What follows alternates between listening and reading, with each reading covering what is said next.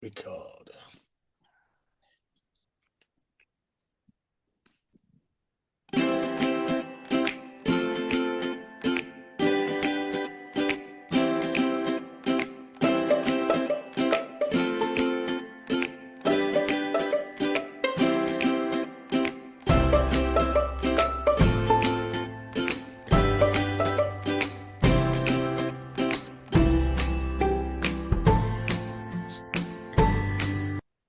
Right, well, good evening. We're nearly, well, my little mess up there.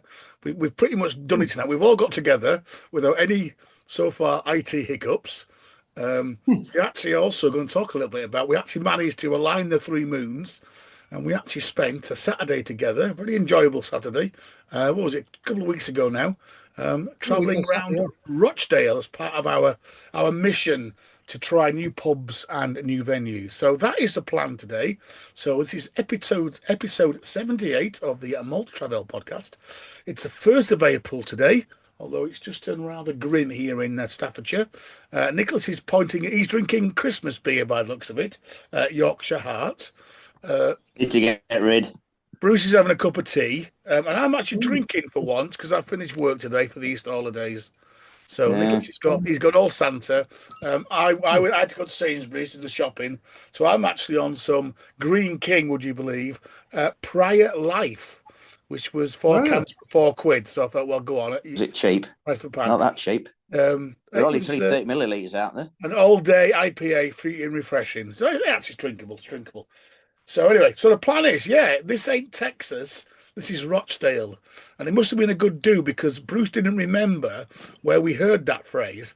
So we are going to talk about an amazing bit of Rochdale called the Butts, where literally you could probably spend a pub crawl for 2 days just going around the, whatever, there are 8, 9 pubs just in the one square. And also, there's also some wonderful architecture and the river and, of course, the town hall. But as we were walking across, and this is quite a sunny afternoon at about 4 o'clock, and one of the local cultural ambassadors, shall we call them, sat on the steps outside Hogarth, drinking something, shouted something like, "Is this your first time in Rochdale?" And I think Bruce took him on and said, "Oh, yes, it's very, very, very nice, very nice." At which point he said, "This ain't Texas. This is Rochdale." So that is the plan of today's podcast. We're going to tell you about when 3 of us went to Rochdale for a very sunny Saturday. A little bit of very quick beer news because we're going to mainly talk about our trip to Rochdale. I don't know if you saw this week, gentlemen, in the good old Daily Mail. It was Star Pubs had apparently done a survey about what was the most popular pub name. Sorry, not beer name. What was the most popular pub name? And surprise, surprise, what one was the Royal Oak. So I thought it was what was the most popular pub name, but which I think the Royal Oak probably is anyway. But no, it was what was the most liked pub name, and 22% said they liked the Royal Oak. Red Lion was second, and then the Rose and Crown came third. So there's a little bit of a kind of a monarchy kind of theme there, isn't there? I don't believe a word that the Daily Mail ever says. They have it snowing every day of the bloody year, for one thing. How wrong have they got that? Express. That's the Daily Express. We're southern the snow and They're as bad as each other, Bruce. And they also went on to say that, and Bruce will like this one, 43%, when they looked at kind of what made the best pub, 43% wanted an open fire, 46% would look for a Sunday dinner, 30% prioritised ice cold lager on tap. There's your Daily Mail readers for you. And 20% appreciate the provision of dog bowls. So I think probably there's only the fire that we probably put on our list. Dog bowls. Yes, I think that's probably the only thing there. And then again, the other bit of pub news is, let me moving on. So good news. We did look at this wonderful little pub. So a while ago now, I think 2 summers ago, we had quite a nice day in Stockport. And as you go over the kind of the top road, and you look down to kind of where they do all the Peaky Blinders and the Guinness filming, which is just down from the original brewery, there is a little Sam Smith pub, tucked, and it's called something like the Victoria, which is tucked. Sorry, the Queen's Head. Sorry, she's tucked just under that high level bridge, and it's been shut for quite a while. But actually, it is opening. It is now reopened. So apparently, it's a very nice little pub, a very classic. Again, if you're on YouTube, you can see there. You can understand why. I think the Guinness filming, the Guinness document, what it was called on wherever it was, Channel 4. When's it opening? This weekend? It's supposed to be open. Yeah. Well, best get there quick. He might close it down again. Well, I hope they've got any loud noises. And again, this one tickled me. This was from somebody in Ireland. Said apparently, when you drink a pint of beer, you shorten your lifespan by 9 minutes. So, according to my calculations, I died sometime in 1644, which is probably probably our little one as well. To be sure. So it's been a couple of weeks since we met up, and I think we've actually done 3 podcasts in a month now, which is a record for us. Nick, I know you had a little dart out and about on Saturday, just gone. Did I? I've forgotten. Yeah, I did. You'd been to Brass Castle, I know. Just up to me locals, yeah, because I found my other half was going to the Isle of Man on Friday. I knew that before you go because of the stupid algorithm. Yeah, I bet you did, Bruce. So yes, I walk up the Brass Castle. Managed to get the Brass Castle first, actually, because I was in that interchangeable period, sort of between 4 and 6 o'clock, where people who've been out during the day, they're heading home for some tea, or they're heading back for the train, and then folks start to go out 6, 7 o'clock-ish. So they had a nice dark stout in there, sat at the bar, and I had one of the ones, and then up to the Pizza on the Square for the White Rat. Prices are going up though. Terrible name for a pub. The Pizza on the Square. Oh, bloody stupid. They wouldn't make the Daily Mail. It is with it being such a traditional building, Bruce. But there we are. I suppose they want to advertise. There's a distinct lack of being able to go anywhere in Malta and have something to eat at night. So if you call Pizza on the Square, people hopefully will get the gist that you might just be able to get a pizza in there, and the pizzas are good. Pizza's fine. And as I say, it's an Ossett, as we know, Ossett beer. And I've always enjoyed it in there. But yeah, £4.41 now, and that's with the Camry discount, which means they must be up to nearly £5 a pint. Well, I've got end of our road, of course, a pint of White Rat. Me and Ben popped down the other day. It's gone up to £4.95 a pint in there. Yeah. Are you still using your out-of-date camera card, though, bro, to get your discount? No, I don't ask them now because I know. Right, okay. And Bruce, you've been to Mansfield this week as well. Yeah, so yes, not for a great reason. I'll leave that for another day. But yeah, I did go to one Sam's Fish Bar. I just forgot to take a picture. Again, that was lurking under a viaduct. Mansfield, one of them towns that is obviously been ravaged by the closure of the pits. It's in need of investment. There's something going on. I mean, bizarrely, it has got a Mark Spencer's and a Primark, but the town centre is just too big for the town now. Peripherally empty shops. So yeah, they got to one Sam Smith pub. Again, as we'll be talking about later, we had an encounter this Sam Smith pub in Rochdale, which was what I expected, I have to say. I don't think anybody would. Again, the Hind, it was the Hind at the Chesterfield.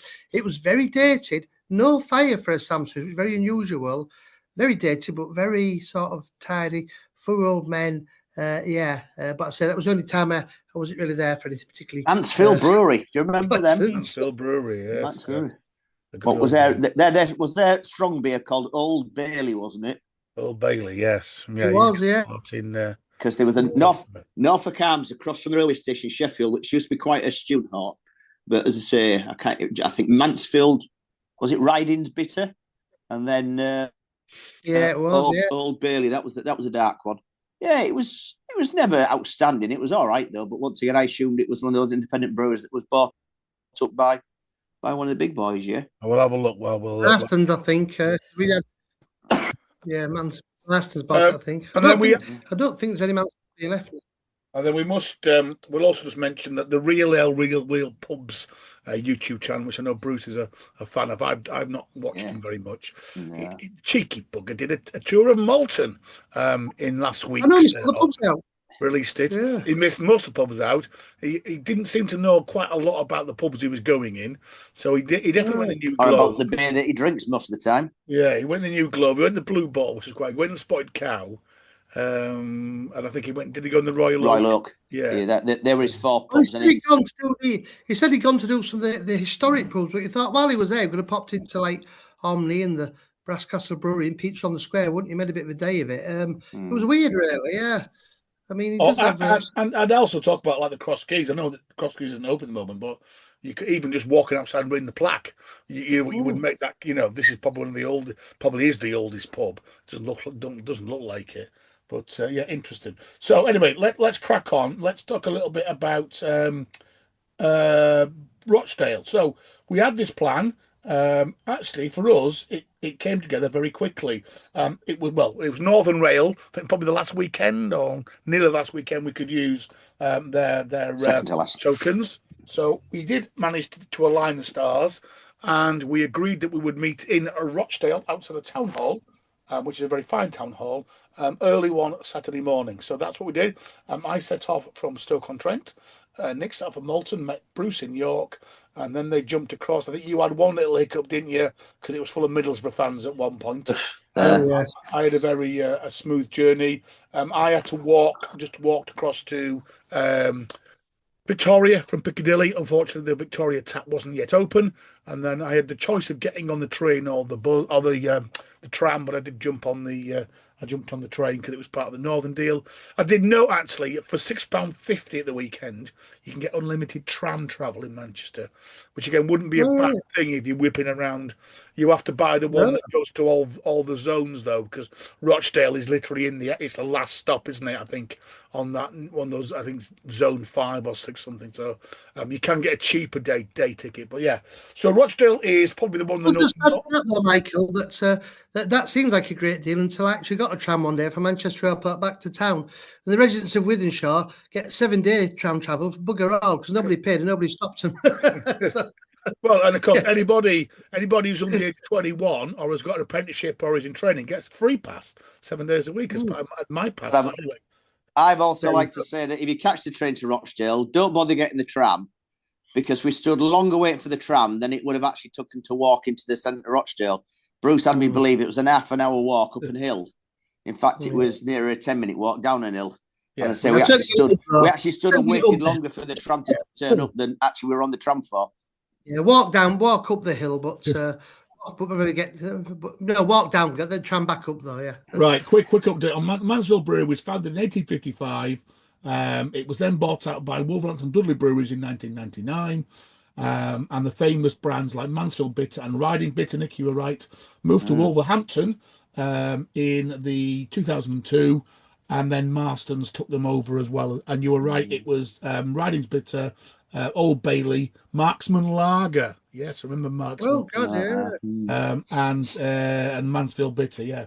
So unfortunately, another one of those of the past. So Rochdale is probably one of the furthest northeastern over the Greater Manchester towns. It looks like it's had quite a lot of money spent on it over the last couple of years, and I would say it's got a fantastic civic centre. And even if you're not into pubs, it's worth going, isn't it? Some wonderful buildings. It's quite a beery destination. Now we didn't see loads of people wandering about. There was a football match on, so there was quite a few people that were going to the football match in Tamworth. And of course, the market was it on because it was Eid, so I think lots of people. Oh yeah, so it was a bit.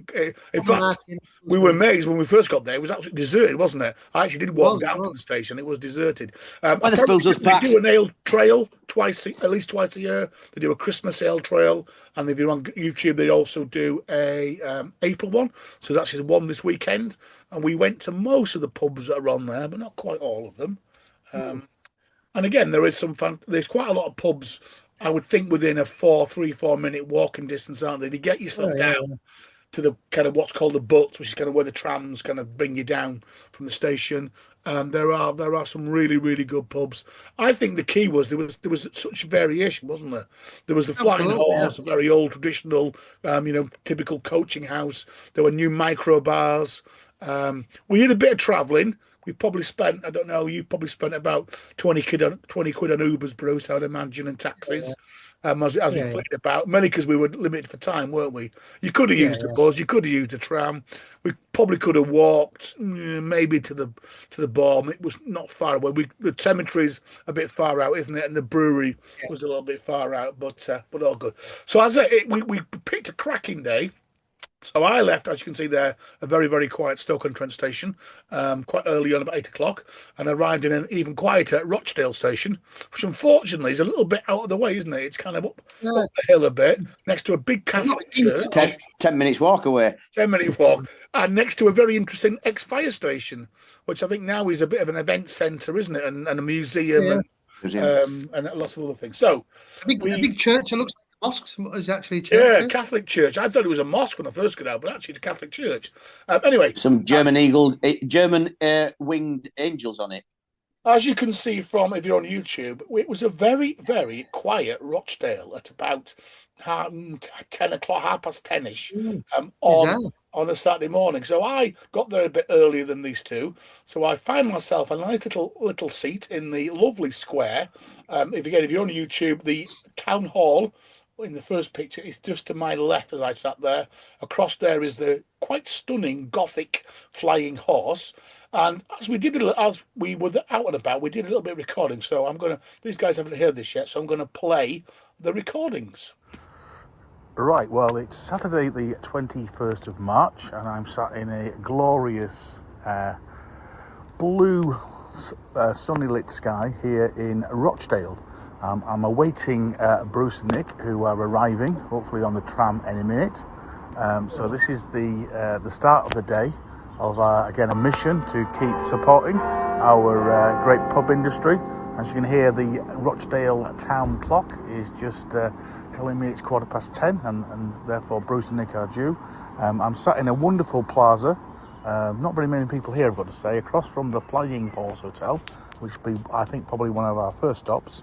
But we're first going to venture, when they'll get here, into this wonderful town hall. Rochdale's very quiet this morning. Had a good journey up via Manchester, via Northern Rail. Very busy train heading to the Calder Valley, full of students with walking poles. But all in all, not a bad journey. So I'm just here to say, awaiting Bruce and Nick.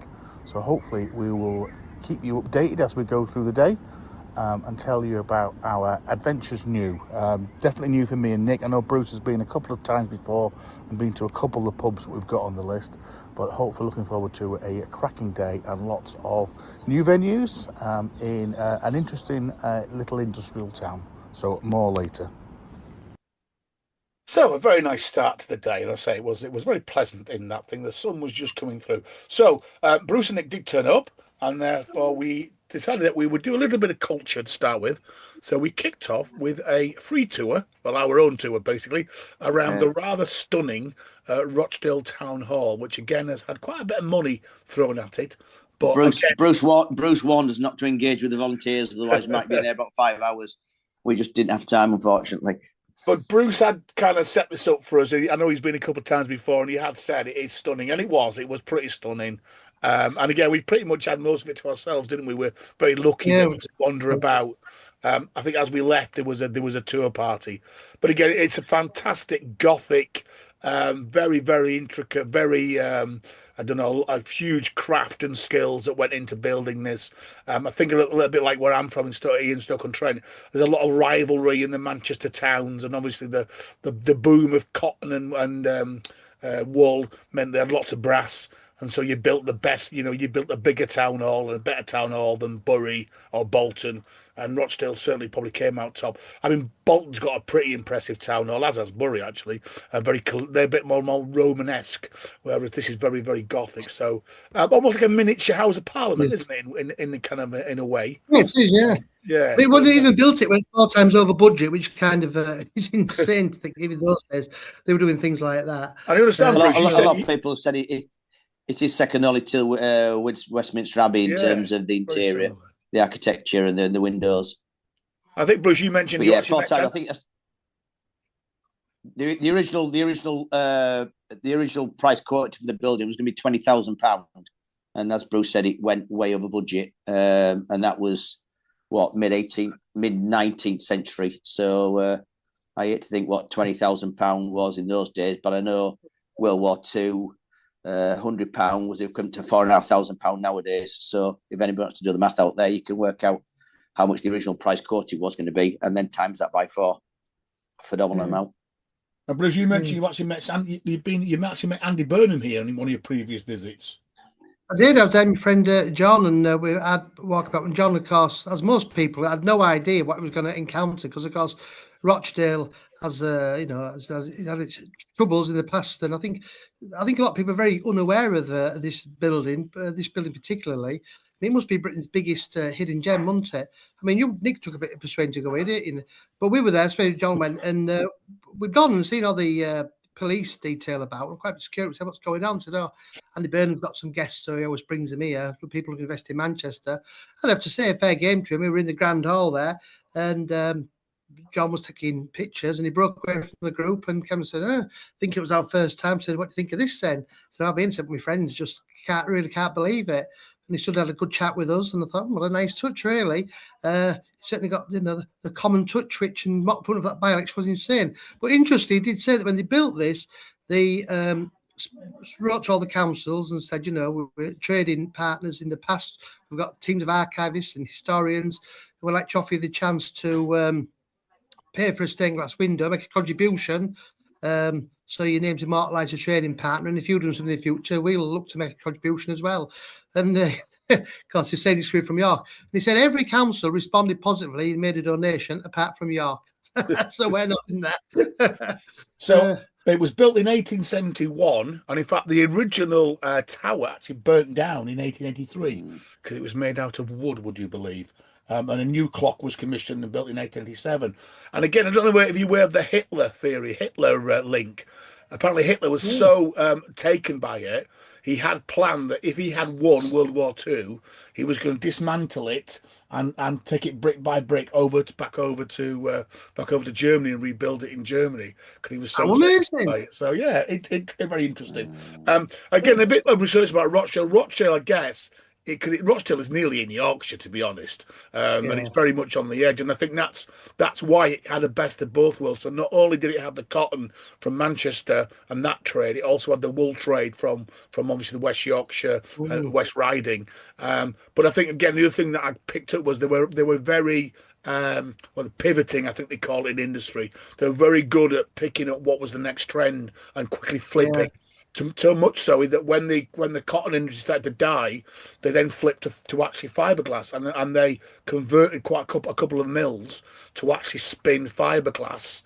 And in fact, they claim that Concorde's nose was built in Rochdale because it was a fiberglass nose. It was all very interesting. So let's get on to the drinking. Oh, before we get drinking, as always, because Bruce is with us, we had to start off with a fine feed. So thankfully for us, in the bowels of the town hall, there is the Martlet kitchen, which was an interesting place, wasn't it? Because Bruce, you explained to us that whenever you try and ring and book a table, it's always says it's full, but actually it's always very quiet. I think you mentioned it does get very busy over lunchtime, but we arrived at about 10:30 there were 2 people in the restaurant. There were about 5 staff there, and there was a bit of a palaver whether we had booked or not.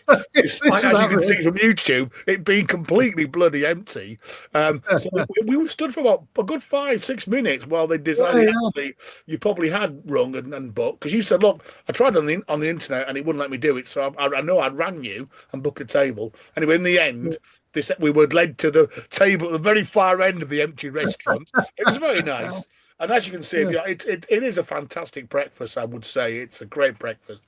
And again, I picked up the martlet is a mythical bird with no feet and that never roosts. And apparently there's a lot of imagery of the martlet throughout Rochdale. Anyway, we did a little recording while we're here, so let's listen to this one. Right, well, we've met up now, so I did my little solo recording about half an hour ago, but we are now all together. We've had a quick look around the wonderful Rochdale Town Hall. Wonderful. And we're currently sat in the Martel restaurant. Martlet Kitchen, sorry. Thank you, Bruce.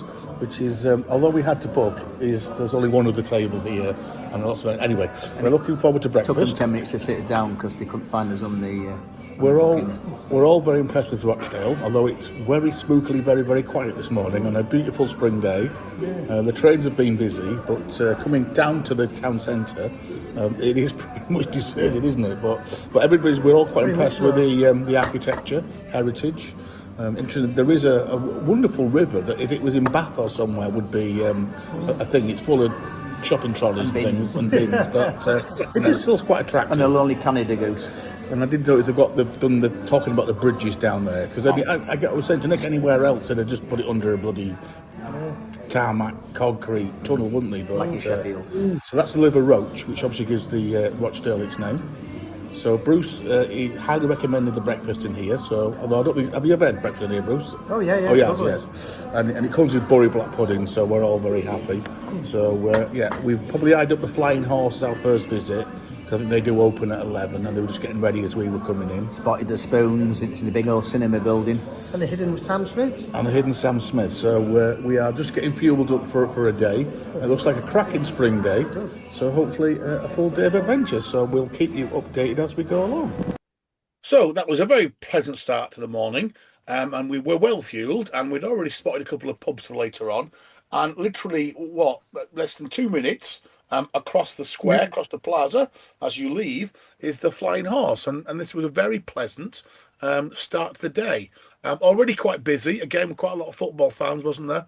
And an interesting group of, I think we couldn't decide whether they were Norwegian or Dutch. Obviously, people, some kind of reunion, weren't they, that were sat to us? Yes. It was such a wonderful day that we actually sat outside. And you see, there's a stunning, first of all, some stunning pints there, but there's also Bruce flipping through the local Rochdale and Bury camera magazine as we enjoy our first pint. There was quite a interesting range of beers, including the ubiquitous White Rat, as you can see if you're on YouTube. There was some personal beers on there.